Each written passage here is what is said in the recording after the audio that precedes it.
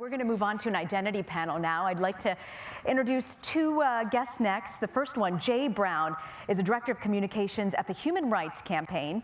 That's, of course, the largest rights group for lesbian, gay, bisexual, transgender, and queer people. Thank you for joining us. Thank you for having me. Yeah.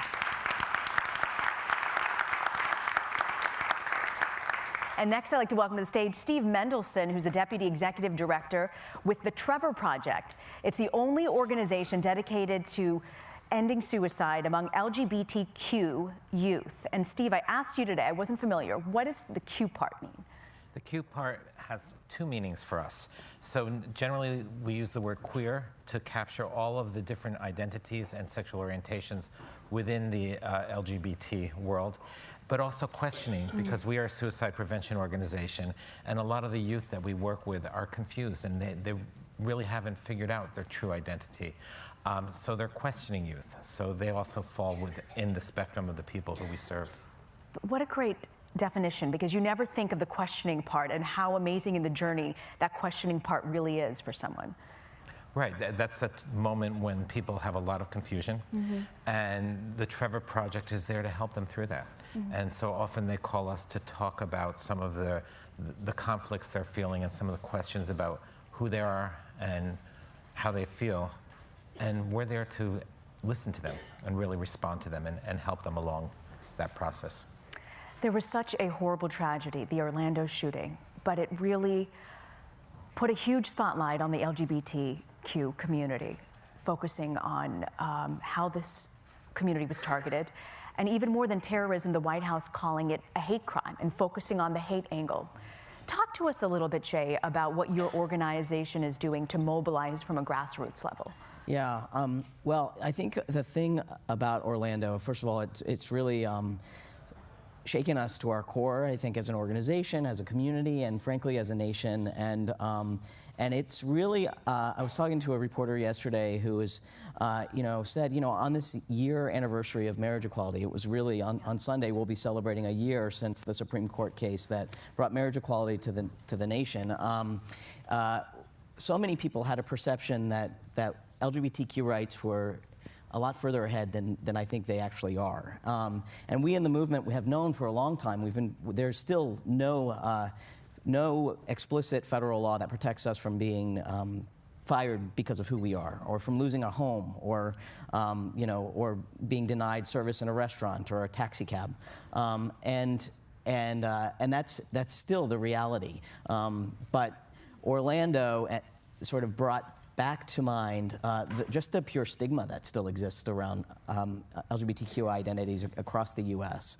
And what more we have to do to combat that. We've been really focused over the last several years, actually, in combating the anti-LGBTQ legislation that's been sprouting up all across the United States. Our opponents, they had latched on marriage equality as their #1 issue for many years, and in the losing days of that battle, really have pivoted to trying to peel away rights at the state level, the local level, and in any way they possibly can. And we've seen a real increase in the number of bills that have been targeting LGBTQ people at the state level, and some really heinous bills. Last year, there were more than 100 of those bills across the U.S. This year, since January— Bills, but not positive bills. Not positive bills. Yeah. This year, there were more than 200 in 34 states. Fortunately, we've managed to keep most of those off the books, but most people are probably familiar with the law that passed in North Carolina that stripped away a city's right to protect its LGBTQ residents, that denies transgender people like myself access to a bathroom that corresponds with our gender identity, and its range of heinous sort of realities are strong and vast, and the fact is that these bills, what happens with these bills is lawmakers are out there spewing anti-LGBTQ rhetoric. Young people who need the Trevor Project are hearing headlines or seeing headlines, hearing sound bites from their elected officials around their lives that are very stigmatizing and frankly they are dehumanizing the LGBTQ lives in their states and in their communities. So we have a lot of work to do to keep those laws off the books, to get the laws like North Carolina's off the books that have made it through, and to just generally combat the stigma that exists around our identities. Steve, I want to ask you, first off, can you tell us a little bit more about the Trevor Project and what you guys are focusing on? Sure. So the Trevor Project has been around for 18 years, and we are the only national accredited suicide prevention organization that focuses on LGBTQ youth. So in this country, suicide is the #2 cause of death among young people in general. But LGB youth have a 4 times higher rate of suicide, and trans youth have a 50% chance of attempting suicide in their lives. So this is really a crisis in the LGBTQ community. So the Trevor Project started as what we call a lifeline, a hotline where people can call in and talk to someone about what they're facing. And we've expanded, and now we have digital programs. We have chat and text, and we have a program called Trevor Space. And we work with HRC and other partners in advocacy. So our focus is on mental health around LGBTQ youth. So everything that HRC and the others in the community are working on, we add the mental health for young people angle. Such an important angle, too. Yes. I think about how much change, not just since President Obama's declaration for marriage, for equal rights in marriage for the LGBT community, but what changes have you seen, Steve, over the past 5 years in this community? My God, tremendous changes. I mean, first of all, it all started to feel so great. And I mean, President Obama has been an incredible champion, as we all know. And, and everything started moving so fast in the right direction. And of course, as things were moving in that direction, we and HRC and our other partners watched carefully and gave advice. Like, for instance, on the Affordable Care Act, there were aspects of it that needed to be tweaked a little bit because there are a lot of subsections and wording that may not be as LGBT affirming as they're meant to be. And so we all have provided commentary, and the Obama administration and all the agencies have been very, very accepting. So now we see what's happening in the past year in the States. And so what that means for the Trevor Project is that our call volume is going up. I mean, young people, particularly in places like North Carolina, or earlier in Georgia, or, in general, I mean, all they have to do is listen to the presidential commentary. They're feeling less safe. And so even in New York City and San Francisco, there are young people who are feeling less safe.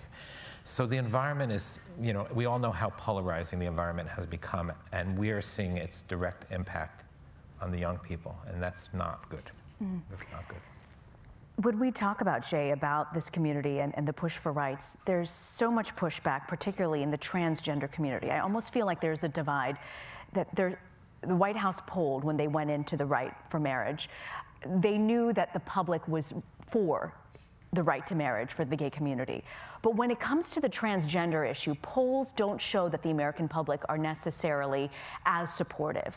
It's a sector of the community that sort of is almost forgotten, and President Obama's push to allow students to pick whatever bathroom, go to whatever bathroom they identify by gender, not by the gender they were born with. What do you say? There's still a large part of America that says, we're not ready for that. We don't want that. Yeah, I mean, I think, first of all, there are many polls that actually show that folks are ready for it, but I do think you're right that many folks are still learning about transgender people. A lot of folks don't know somebody who's transgender or don't realize they do know somebody who's transgender. We've actually done a lot of polling in the last couple years on this issue, and one of our allied organizations did a poll in 2008 that asked if you personally knew somebody trans. The number of folks who said yes to that was only 8%. 2 years ago, we did that poll, and it was 17%. This year, it was 35%. Wow. So the amount of growth and visibility of transgender people has been really incredible over the last couple of years.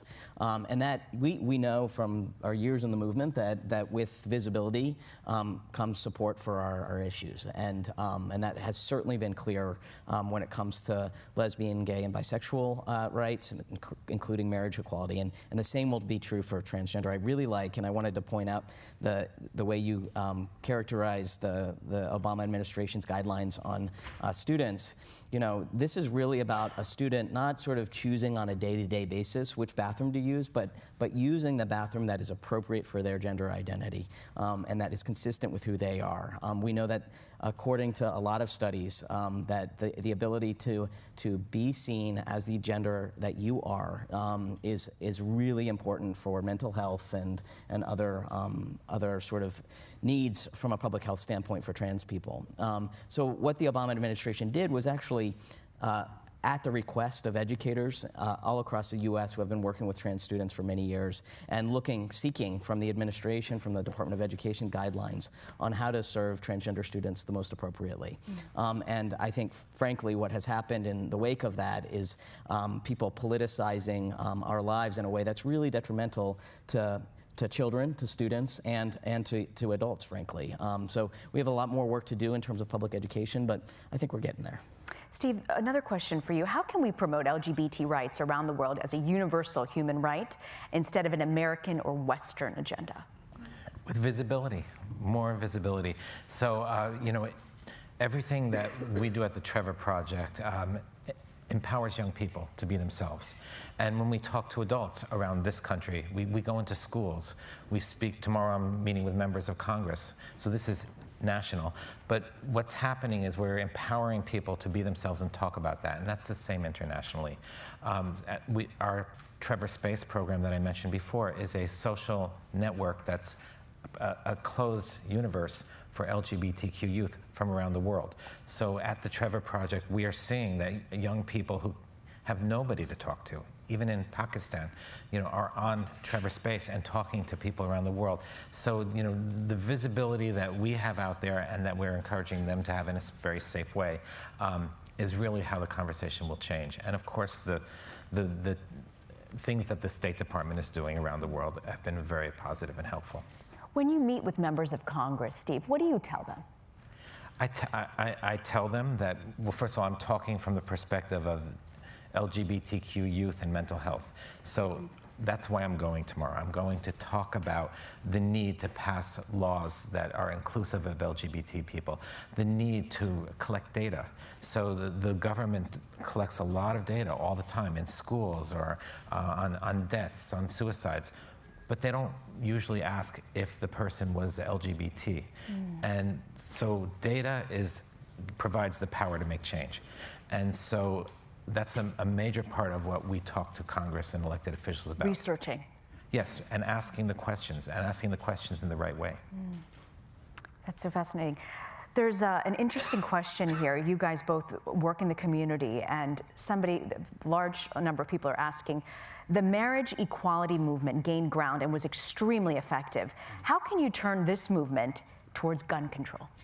So we actually, I think Orlando, for the LGBT community, I think a lot of folks in the community have been, allies to the gun safety movement independently.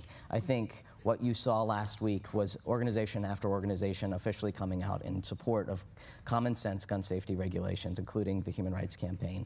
I think this is a new issue for many folks as organizations, but I think one thing that is clear is that as our opponents continue to try to divide us based on who we are,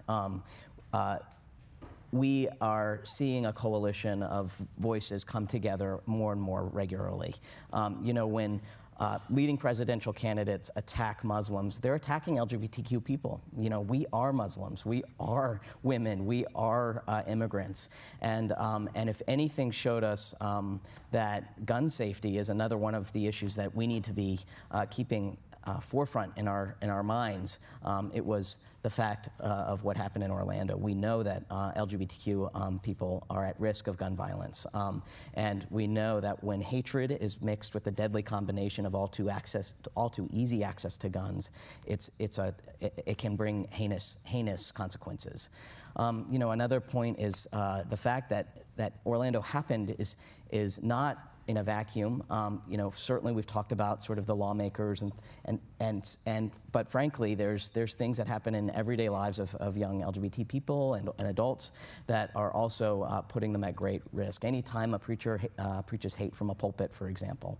And we also know that that the same is true with some of the folks who are sort of leading some of the national dialogue now. And I think the more that we're sort of working together to combat those things, the better off we'll all be. Last year, there were at least 21 transgender people who were killed across the U.S. Almost all of them were Black and Latino women. Wow. So right now, we can't talk about any one issue as a separate issue. All of our identities need to come into play if we're going to accurately and effectively address the challenges that are facing our multiple communities. Steve, what did the marriage equality, the push, what could you extract from that could be used in gun control? Is there anything, it was so effective and it got through in a Congress that very few things actually get through. It was pretty remarkable, but is there anything that you can extract from that? Well, first of all, it was a different political environment. So if things work out the way I hope they do with this election, we might be back in that kind of scenario where we can actually make the same kind of change. I mean, the idea of going state by state for marriage equality was necessary, and there was a lot of and the hearts and minds of people needed to be changed, and it was. And just like we both said earlier, with more awareness and more visibility comes more acceptance. And gun control is a very polarizing issue, and it makes me very upset. Mm-hmm. But we're just going to have to be slow. I mean, well, first of all, I wish the bills had passed on Monday, and we could have been fast. Mm-hmm. But it's going to have to be very deliberate, and we're also part of these coalitions with HRC talking about these issues actually every other day right now. Mm. And so we just have to be strategic. How do you, Steve, partner with other communities, for instance, evangelicals or the Muslim community? How do you get them on board in an issue that they might feel doesn't really concern us? So for us, through the youth. So we have contacts with Muslim youth. We have contacts with young people of faith throughout this country who are connected to their communities, who are living in North Carolina, who are living in Alabama, who are in families, who are able to talk about being themselves. So that's our grassroots advocacy. So we reach out to the young people who we talk to all the time. I'm not talking about the ones who call us when they're in crisis. I'm talking about our network of young people. We have huge following on social media. Our following is mostly young people. And so we put out messages of hope and encouragement, and we guide them on how to talk about these issues in their community. And that's really how I think we're going to make change. It's from the people up and the young people up. Mm. How do organizations adapt to the shift towards intersectionality in the identity conversation? For instance, people of color, or how do you deal with that? Yeah, I mean, I think it goes back to the earlier point is that we, especially for LGBTQ identities, we are not separate. And in fact, when you look at the levels of violence and harassment that are faced, unemployment, housing, discrimination, those are most adversely affecting folks who are people of color, who are living in poverty, who are women. And so I think the more that our community can do to raise up those realities, the better off we all will be for that. We need to work hand in hand and recognize the places that we intersect on key issues with different movements, and I think there's a growing trend to doing more and more of that kind of work, which is great. Steve, how do we deal with social media and become better ambassadors to help the cause? Vigilantly. Social media is the way that we talk to people at the Trevor Project, and social media is also a place where young people sometimes feel the hatred that's out there in the world. And there's harassment on social media. So it's really about making sure that messaging that we all put out there is supportive and positive and productive.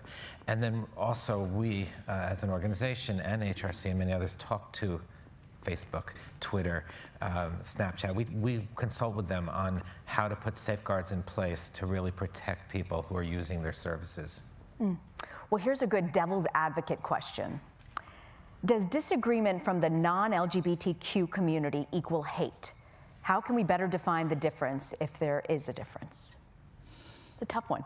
Yeah, I mean, I think in the wake of Orlando, one thing that we have been saying, and is certainly true, is that hateful actions don't happen in a vacuum. They're inspired by hateful things that people say and hateful experiences that people have.